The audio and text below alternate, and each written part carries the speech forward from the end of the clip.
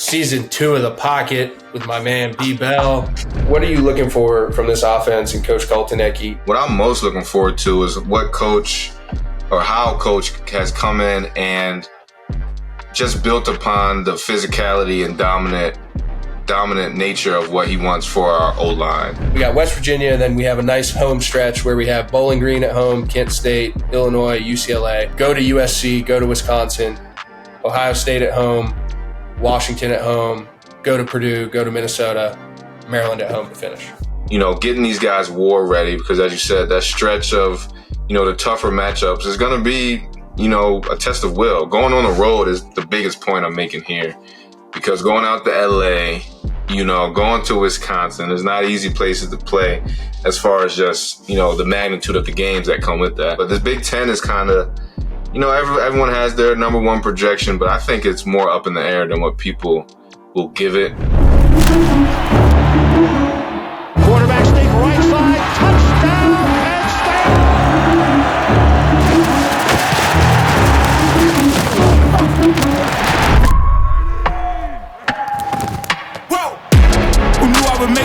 And this segment's brought to you by Family Clothesline. They kept us looking sharp all weekend. I'm currently wearing one of the Lulu Polos. It's a Family Clothesline exclusive.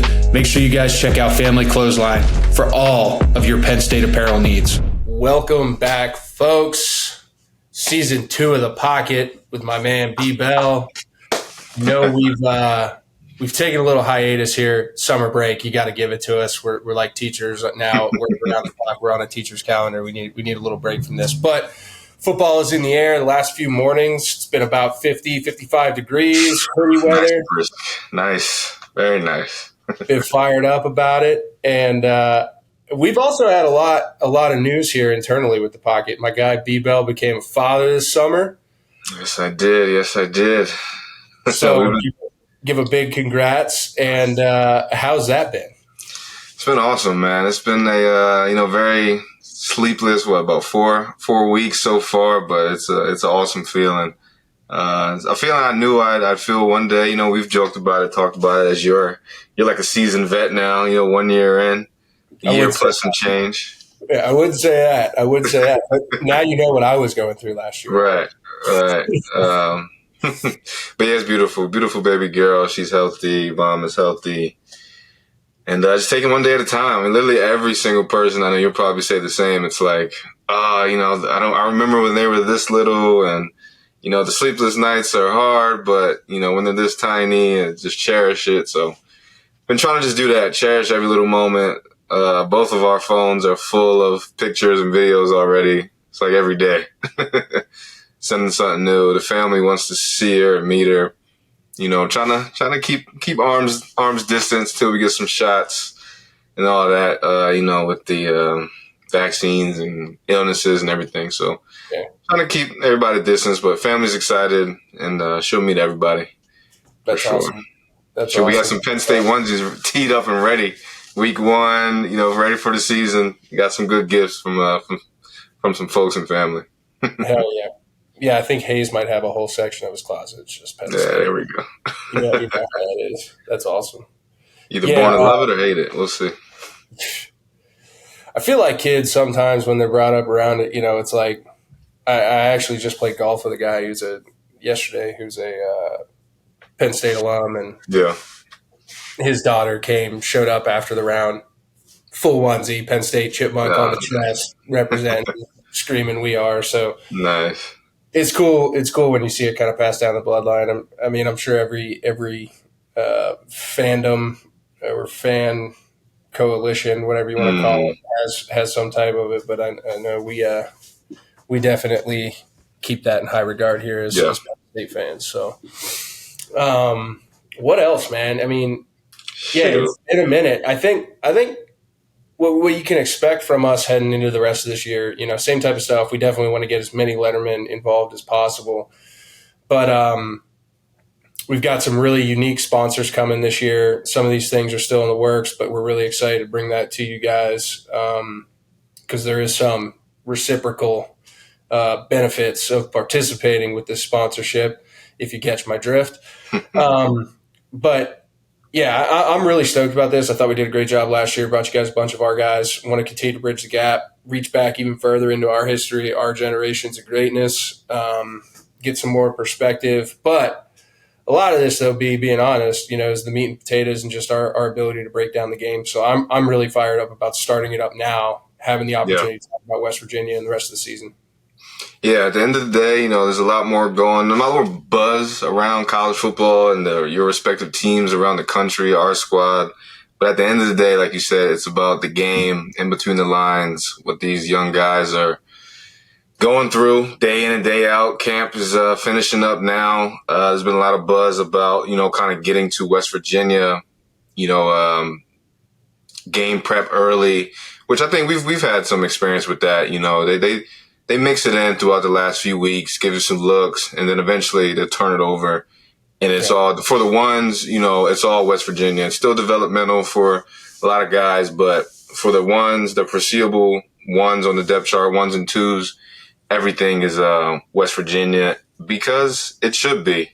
I think, it's gonna be a good game, I believe. Last year, I'm not sure if many people knew what to expect from either squad, really, both two young QBs. But year two, for our young QB going against their guy, not that it's just about them two, but both these teams are I think, excited to kind of explode on the scene this year. There's a lot of doubt coming from both fan bases, I at least from what I see. Yeah. But there's a lot of positivity, a lot of experience coming back. So I'm excited for this one. It's going to be a great game. I think it's going to be tight, just giving an early prediction. Yeah, no, I agree. We're definitely going to dive into that. But I thought you brought up a really good point, like just the off-season vibe compared to last year. Because I remember I was sitting in my basement recording this first episode and just talking about the hype around Penn State specifically and the expectations being sky high. Now, I think that they're still there, but it's a completely different tone from the way I'm reading it, right? And you elaborated on the evolution of training camp heading into game week and stuff like that. But really this whole thing started at spring ball last year and honestly winter workouts. People are too winter workouts and, so on and so forth. But what is your evaluation of the vibe of the offseason been? Yeah, I think it's exactly what you said. It's, as you said, a lot of expectation last season. But similar to what we said about the young players and Drew is that they didn't even know what to expect, having not been through it for a lot of guys, right? So now that they've been through a year and two off seasons now, one full of expectations and kind of going through a season and dealing with that. Now I feel like the vibe has been, okay, now I really know how to ignore the noise. I thought I knew how to ignore the noise before, but after being a little bit seasoned and going through it, hearing the press and everyone talking, now I feel like this offseason has been about, okay, I know how to ignore the noise. Now it's about the work. We spent some time up there. You spent a lot more time than me, but I remember being up there for spring ball before the spring game and just hearing the coaches and the players talk and even still seeing it translate to fall camp now is the physicality. That's I feel like that's been the main thing I've been hearing about these practices. And you hear it all the time. Caleb Williams on Hard Knocks just kind of was speaking to his coach, Kerry Joseph, and said, he's speaking to head coach Eberflus and said, practice was harder than the game. And as you know, that's what Franklin has always preached, and a lot of great coaches preach that. And I feel like from what I've been hearing, they really, kind of leaned on that and said, okay, F everything else. I don't care about this. I don't care about that. Are we going to compete at practice? So therefore, the game, we're game ready, war tested, and when the time gets hard, will we rise to the occasion? So I'm excited to hear that. I've heard it's been like bloodbaths. Coach Allen is not letting up on Coach Kotonecki and vice versa. So those are the things that I hear that get my juices kind of flowing. Yeah, we talked about it being like an opportunity to kind of work in the shadows. There's always going to be noise. There's always going to be, the white noise in the background, the chatter, the stories that kind of get blown out of proportion and so on and so forth. But to your point, Coach has, I think, hit a point with the depth of his roster where he can press the boundaries of physicality. And at the end of the day, football is a physical game. It's oftentimes the most physical, the most disciplined teams win consistently. And that's been a blueprint of Penn State for decades in terms of hard-nosed physical football. And we lost that a little bit through the sanctions and just trying to rebuild the depth. And that's a longer process than I think a lot of people think. I think we got to that point a few years ago. We talked about it, but now you can really start pressing the gas and testing the limits of your team and find out who your war daddies are. Who are your guys that you're gonna hitch the wagon to in the third and fourth quarter, who are going to persevere through it and win their one-on-one battles and look the other man in the eye across the line of scrimmage and say, you know what, man, like you said, this ain't shit, dog.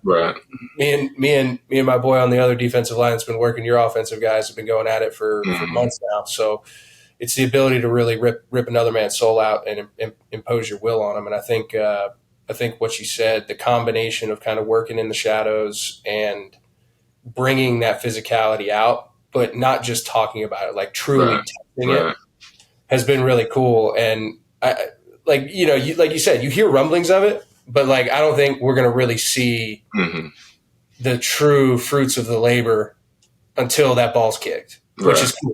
You know what I mean? Yeah, that it kind of brings me to a point, or reminds me of I feel like we've talked about it before.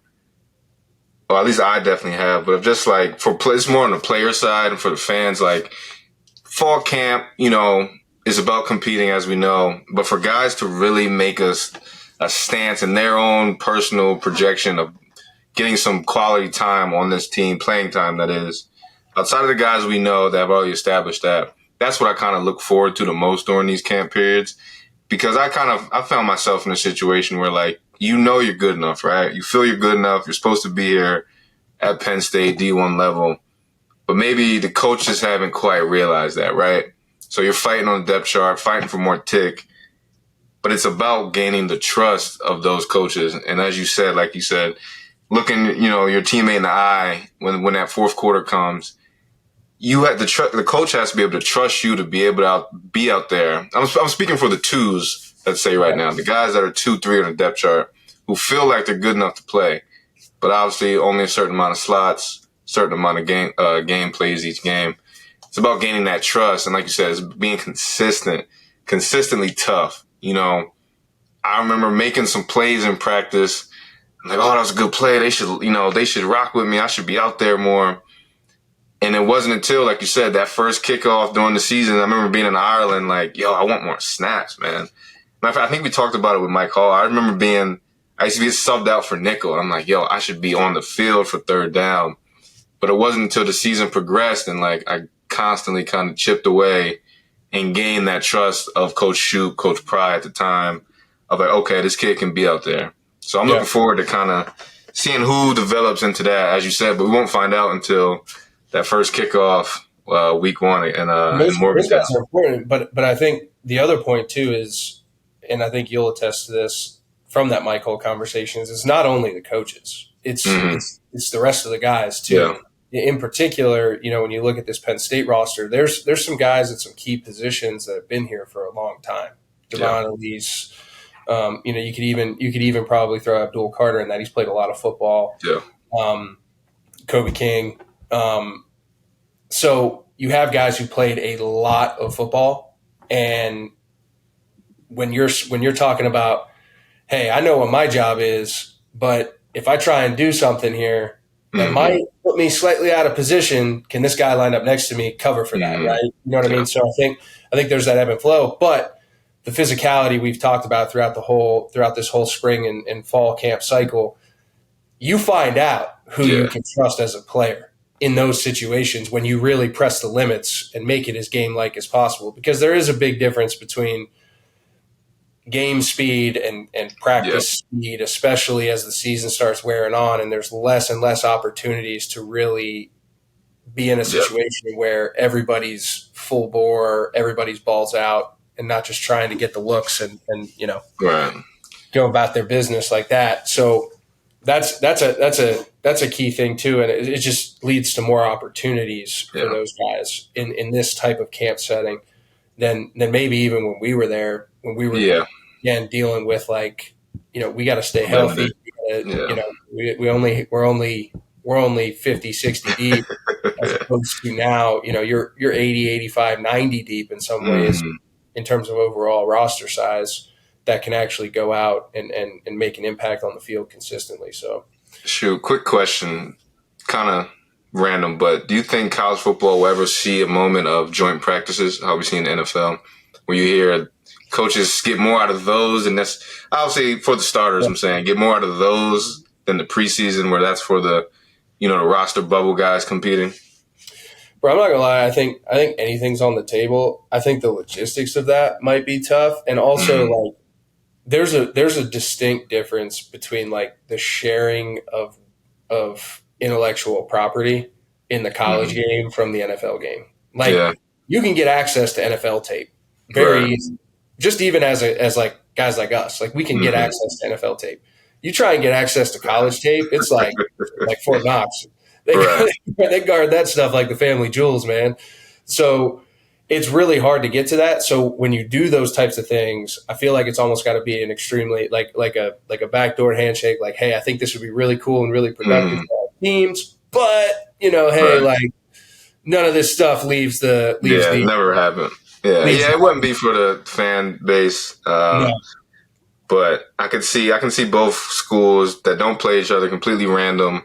Like you said, if me and you are head coaches, different divisions, although now in playoffs we could meet, but that can still be kind of cool, having a little familiarity if it does come to that. But to your point, I mean, a lot of these teams that we see do these joint practices are playing in that preseason game, and there's guys battling. Like the game's like whatever. I think it's just how you lay it out. But that would be fun, man. Like I would have loved to have gone out for like a few periods, 3 days, 2 days, like during the dog days of training camp. And like that Temple team that we ended up playing our junior year, that was a really good team. Like take a 2-hour bus ride down to Philly or have them meet us or whatever, do something halfway and maybe open up a period of it for the fans or whatever. But really just have it as really good work against different looks. And because that's the thing I talk about, like specifically at the quarterback position, like when you get into those game prep situations, and we hit on this a bunch last year, like it's really hard to simulate like true read and react, even when you're doing it in spring ball and like early training camp, when like, but your defense, like your defense like the back of their hand, and they're only going to give you so many different wrinkles. Whereas like when you go out and you're playing against a Jim Doles at Ohio State or something like that, or whomever, just thinking about that, like name a different philosophy, but being able to like just get those reps in like a not gotta have it game situation in practice would be, I think, really beneficial for the development of the quarterback position specifically. But also, I mean, I think you can speak to that from the linebacker. Like just different presentations, like, like you and I would be going and you'd see a motion or you'd see a certain formation or you'd see, you watched Akeel Lynch, and when his right foot was back just a hair, it was going to be inside zone. You know what I'm saying? Like you pick up on these things, and it makes it easier in those practice situations. When you throw a different element in there, I think it would be good work overall. Yeah, that and just the guys, the body types, the movements in general. Like for you as a quarterback, you know how our corners kind of move. How they kind of flow in their man coverage, or how fast are they really, or how rangy are the safeties versus going against a new squad for a few periods. It's like, oh, this kid, both our guys are good, but this kid moves a little different. Like you said, when Ohio State comes around, or any school really, these safeties, these corners, these linebackers, everyone moves a little different to where, okay, maybe I can't squeeze this ball in as a quarterback. Or for me as linebackers, I go, shoot, I got to change my angle because this kid, he's got a little different step than, Akeel, who I'm used to at practice or whatever it may be. That's it'll be interesting. I'd definitely pull up for some of those. I feel like it'll be really more for the nerdy football guys than, just fireworks, because it's still practice. Yeah. Although a fanfare would definitely pull up for that. There's probably money that could be made from it. No doubt. I mean, bring it in, B. Yeah. Let's put a business plan together. Let's figure it out. Come on now. We go right in the bubble for a few periods. One-on-ones, you know how it goes. Yeah, I love it. Well, let's get into the meat and potatoes, man. West Virginia week. It's here. We talked about it. We talked about the offseason. We talked about the work that needs to be done. You know, let's start on my side of the ball. But from your perspective, what are you looking for from this offense and Coach Koltanecki now that we've seen the spring game, data points, whatever you could pull from that. We've talked about that. Right. You've heard him talk. We had the chance to sit down with him before the spring game, and I've had the chance to sit down with him as well. A few times after that, and just chop it up and talk about his mentality and approach. What are you expecting from the offensive side of the ball? Man, I know there's been a lot of talk on the explosion, however you want to say it, and the receivers, plays on the outside, which is all, warranted, obviously. But what I'm most looking forward to is how coach has come in and just built upon the physicality and dominant nature of what he wants for our O-line. Because outside of, the big plays on the outside, the receivers, I still want to see that, hey, can we get 4 yards with one of our great running backs when we need it? That really has nothing to do with flash. I'm sure he'll dress it up, some nice ways. But at the end of the day, it's can our, big boys up front move these big boys on that side? And that's kind of what I'm most looking forward to. I believe I'm a Penn Stater, confident in our guys on the outside will come alive and Drew will make the plays. But the football guy in me is like, hey, F all that. Are you going to put pads on people? So that's kind of what I'm most excited about. I believe just the energy I felt from Coach Koltanecki is that he will instill that still one of the best O-line coaches in the game. We're replacing some NFL guys up front. I know guys like Dalk and some of these big boys are salivating for opportunities, maybe more than they've had in the past. So that's kind of what I'm most looking forward to is like, hey, West Virginia's going to be fun. It's going to be a lot of fireworks and everything, a lot of hype. But, hey, can Drew and Fat Man get 4 yards right now? First down, 3rd and 4. Can we hand it off and really just grind it out? And then off of that will come the big plays, as we know. I'm kind of still – I don't want to lose that nature from what we kind of established last season, Yeah, that would be really interesting. It'll be really interesting because, when you even look at it, I think we averaged almost 4 yards a carry last year. Right. But I think it was then what, right? Mm-hmm. Yeah. Like we could turn around and hand it off for 4 yards, 3.5 yards, 4 yards a carry. But then what? Where's the creativity off of that? And I think that's the beauty in masterminding an offense is okay, like how can I formationally or through motions or even personnel swaps, like whatever it may be, how can I then dress everything up to make it look really good, have my foundation of physicality? Or again, I think even Andy can, whatever his definition of the run game is, like I think offensive football should be built off of your run game. Right. And I'm more excited to see like who he uses and how he uses them. And the room that I'm going to continue to be extremely high on until they prove me wrong is our tight end room. And it's not flashy, it's not sexy, but it's a very, very deep room. You've seen this model proven in the past with the New England Patriots when they had Gronk and Hernandez and a few other guys who could go out and make plays and be problems. And then they had their guys that just facilitated on the outside with Wes Welker and Julian Edelman. Like they had Randy Moss for that 1 year, but they really didn't have like an X. And a guy, right? So like the model's out there. How do you dress this up and bring it to market? You know what I mean? How do you bring this thing to market with the ability to scale and get creative? And when you have such a deep room with your tight ends, like being able to use those personnel, those people in different positions within your personnel groupings to create advantageous matchups with the illusion of maybe, hey, here's my play action package where it's a lot of cross, find zones, Drew in positions where you can work off big play action, get deep back there, and then hitch up into it and find those zones as well.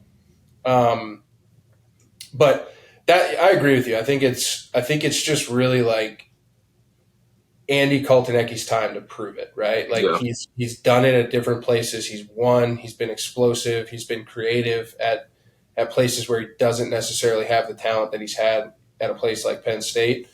And I don't mean that in like a demeaning way. Like, hey, No. Like I mean it like I'm excited for him, and I think the vibe I get from him is excitement as well. Like so fired up for this opportunity. And ultimately, I think it benefits everybody, right? Like I think everyone wants to look at Drew, but I think Drew's going to just be a product of the situation, Right? You know what I mean? Right. Yeah, I think those two will be able to lean on each other this season. Like you said, expectation, the want of just big opportunity. Coach is here. This is kind of his time to shine as he's been climbing the ladder and only leaving success wherever he goes. So hopefully they can rely on each other, have a great relationship. I'm sure, I know we'll be talking about that throughout the season. And honestly, just, keeping his head level, cool. He seems like a level-headed kid, but, people have been talking, want more, seems like he's becoming more of a leader, just what I see online and, everything like that. So and all that just bodes well for the team in general, for the offense, for the big plays that are here to come. But, I don't want to harp too much on how we get it done. It's about, leaving with the W at the end of the day. West Virginia is going to be no slouch. I don't know too much about the squad, but I know the two guys that did the most damage last year are still there. The big running back and the quarterback. And they've been getting a lot of praise as well, just being better coming back. So kind of flipping it to defense and my side of the ball. Yeah. I'm excited to see how we answer the bell. Still top 5 last year. Everyone knows, the stronger, portion of the squad. Defense is ready to come. But, when you want to be an elite program, is can you line up and do it again? Can you line up and do it? Can you advance? Can we be number 1 defense across the board this year? And that's what that's the answer I want to see the guys raise. I think they have the talent to do so. As we've touched on throughout the season, there's been the little changes. Duke Carter moving down to the edge. But outside of that, anything else kind of piquing your interest with the defense? Yeah, I mean, I think I expect this to be a lot of status quo with those guys. The folks on the defensive side of the ball, Coach Poindexter, Coach Smith, it doesn't really matter who's the figurehead. I think we've proven that. We went from Troop, still a pretty dominant defense, to Pride, dominant defense, to Manny. Now it's Coach Tom Allen's turn. Like, the infrastructure around him has been so solid. Like, when you come in and you add your little wrinkles, like, you can still see some of those tendencies and some of those flavors from all those previous guys. But I think at the end of the day, like, it's almost like how Saban got towards the end of his run at Alabama with offensive coordinators, like after, like with like Kiffin and then Bill and those types of guys, and Sark, like, they came in and there was like a framework of how they wanted things done that was successful and proven. And I feel like we're very similar to that on the defensive side of the ball. So being able to come in and just play loose, let those guys have fun. And some guys who have a lot of expectations, being able to come in and produce on those, even though they may not have the reps on the background or the stats or game reps under their belt behind that to really, it doesn't really add up. But the physical nature and how they move, how they've shown themselves when they have gotten those opportunities is pretty big. And, I think Garrett Green over there at West Virginia, the quarterback, like, he's a really good football player, man. He fought like hell last year. Yeah. And I expect him to do a lot of the same. And, Morgantown's a tough place to get into and get things going. And, similar to last year, it's going to be a lot of expectation. It's going to be a lot of hype. There's going to be a lot of emotions for the first few quarters. And it's going to be the team that can really just, once all those things wear out, because they do. Very rarely do you get a full 4 quarters of extremely high emotional football. Right.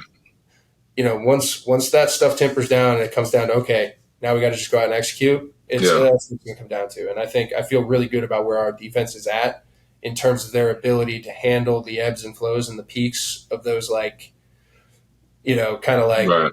Avengers juice powers, because they're going to happen in these types of situations. Yeah. And just keep them down, ride that wave, and then go back to doing what they do.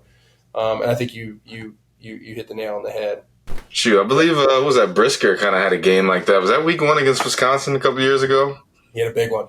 Yeah. Oh man, that was crazy. Yep. But yeah, as you said, it could project you into a very confident, great season, which we're all hoping and praying for. So I like that pick.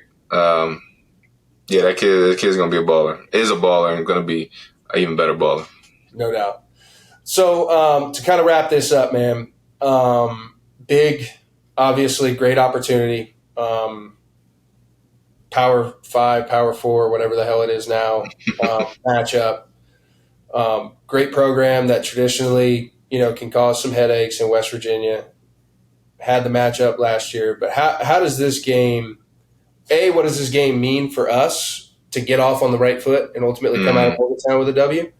But then looking at the rest of the schedule, how does this project for us moving forward? A win and a loss. Let's talk about both scenarios, right? Well, how does that project for us throughout the rest of the season? We got West Virginia, and then we have a nice home stretch where we have Bowling Green at home, Kent State, Illinois, UCLA. Go to USC, go to Wisconsin, Ohio State at home, Washington at home, go to Purdue, go to Minnesota, Maryland at home to finish. Yeah. Starting with a victory, it definitely, once again, kind of like we were talking about with Winston, the confidence going on the road, week 1, like I said, Power 5 matchup, going in there and snagging a dub, I think will do great justice to our confidence for everyone. Defense, offense, coaches, fan base, to where, and it obviously depends how we get the dub, although I don't care how it comes. But, if we go out there and handle business and, whip ass, then it's like, oh, shoot, okay, these boys are ready to play this year. They're coming for it. Because we really don't have another test until September 28th. Right. And there's a bye week in there, too, I think, stuck in the 14th. So, yeah. You're now like 3 weeks out from another real test. Right. And if the game comes down to, like we said, a Brisker, last second play, end of the game, it's tight, I think almost builds even more confidence. Like we were talking about before, getting these guys war ready, because as you said, that stretch of, the tougher matchups is going to be, a test of will. Going on the road is the biggest point I'm making here. Yeah. Because going out to LA, going to Wisconsin, there's not easy places to play as far as just, the magnitude of the games that come with that. Especially that USC game, we'll see how they come out. But this Big Ten is kind of, everyone has their number 1 projection, but I think it's more up in the air than what people will give it. Obviously, being biased to our guys making noise in that realm, but I think everyone believes they can go out and snag this this newly formed Big Ten. So, going on the road, week 1 to West Virginia, getting a dub will do us solid and coming in those away games after the home stretch. Yeah. Now a loss obviously hurts the confidence week 1, but I think coming back home to play will service that right if that does come to part. And it depends. I think the loss, it depends more how that loss comes. Are we beating ourselves? Are they just out scheming us? And it's like, oh shoot, West Virginia's better than, maybe they're a top 10 team this year. We just weren't aware. Obviously, we're supposed to win this game, but I think depending on how the loss happens, if it does happen, will matter a little bit more in this case. Yeah, I think it matters a bunch more. But, like everyone talks about it, the expansion of the playoffs, you have a little more flexibility during the regular season now with some slip-ups here and there. But nah, you can't. We can't think that way. Yeah, you can't think that way. And to your point, I mean, that stretch, take it how you want to take it. I think Brent Bielema is a hell of a football coach in Illinois. He's going to have a team coming in here prepared. Yes, if we don't wake up that morning, that could cause some issues. He's shown a propensity to do that. Then you got UCLA at home. Then you go to USC. Then you go to Wisconsin, and we know how hard it is to play at Camp Randall. It's a hell of a stadium, hell of a venue. They're going to be fired up. Then you got Ohio State and Washington. Now, that's a stretch, right? Yeah. So, being able to have that West Virginia one under your belt, you go handle business against Bowling Green, you go handle business against Kent State, you have a bye week, get your body – or, in between that you have a bye week, you get your body right. Now you're going into Illinois in that stretch feeling really good about yourself. I just think it's a gotta-win situation for us in terms of projecting. However, understanding the big picture, now a loss, I think I'd be more worried and focused on the maturity and leadership of this team to be able to overcome that. Yeah. Shoot, speaking on it, as you said, playoff expansion, and that's all you see in the media is like, oh, Penn State should be good now. Oh, 12 teams. This is right where they would have landed the last few years if it would have been the case. And I pray to God that, our squad, coaches included, are really, once again, truly ignoring the noise, the positive and the negative, because, that's just brewing for a let up. Because I'll tell you what, I've said this too, like, okay, say last year was the college football playoff expansion. Does it feel any better that we lost to Ole Miss in round one or the Peach Bowl? Like, does it feel any better? Does it feel any different, right? Like, oh, sweet, college football playoff. But, like, I don't know if it feels any better, right? Mm-hmm. And that's a serious question I'd ask to anybody. Like, how would you perceive that? Yeah. You know what I mean? So to your point, I think it's just about, like, the expectation to win. And Coach Franklin has talked about it week at a time, 1 week at a time, one opponent at a time. But the expectation to win is the expectation to win.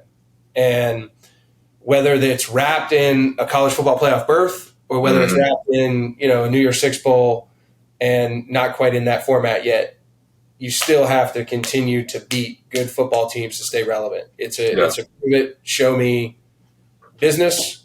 What have you done for me lately? And it all starts August 31st up in Morgantown. Yeah. 1 week at a time, right?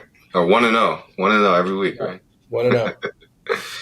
That's Truly. good stuff, man. I'm fired up to get back on, get this thing rolling again. So, shoot, man, we talk about my updates. Last little tidbit here. You've had a lot of development in the last few months, this summer and this week. Heading state media a little bit more. I see you're everywhere, man. You're Shore, PA. Yeah, dude. We're trying to do our best, blow it out, make a great impact up there, and expand to a few other properties. We got Louisville up and running. It's doing really well.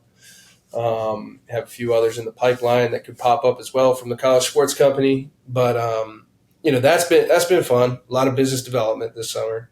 But I've been really trying to enjoy, like you said, like the days are long, the year is short. The years are short. Like Hayes being he's whatever it is. That's been the funnest thing. Like he's getting now. We're at the shore. We're at the beach. He loves that. He can play. He's running around. I think he's gonna be a southpaw. So I've been working on backwards. He's throwing stuff left-handed all over the house, tackling the dogs. So it's getting a lot of fun, man. That's been my summer in a nutshell. Staying busy, trying to make a difference, trying to make an impact, and we're doing our part here with the pocket. And just believe it. Here's to another season, bro. Season 2, man. It's as you said, the days are long, the years are short. We're right back at it. That is insane how fast that year went. But excited to bring you guys, as much knowledge and information we can on our, perspectives, coming from the Penn State side of things. And it's going to be a hell of a year. Let's sit back for the ride and let's enjoy it. Just like I was talking about this little baby girl of mine, just cherish every moment, every week, one at a time. And we'll look back and it's going to be a beautiful journey. No doubt. So as always, make sure you're tuning in to all state media channels for the best Penn State analysis and content out there. We have the Lions Den getting fired up this week with Nias Hawkins and Devon Elise. We're also going to have potentially a relatively consistent guest in Landon Tangwell. Make sure you check in with Miles Dredd over there at the Heat Check. making sure that basketball stays relevant, get Coach Rhodes rolling. He's doing a great job there. He's going to start firing back up as well. And then, as always, our hardcore PSU guys grinding it out live Wednesdays, giving you the fan perspective. And they do a great job of that. And they're really excited about continuing to build this thing. So stay tuned for any special events we have coming up.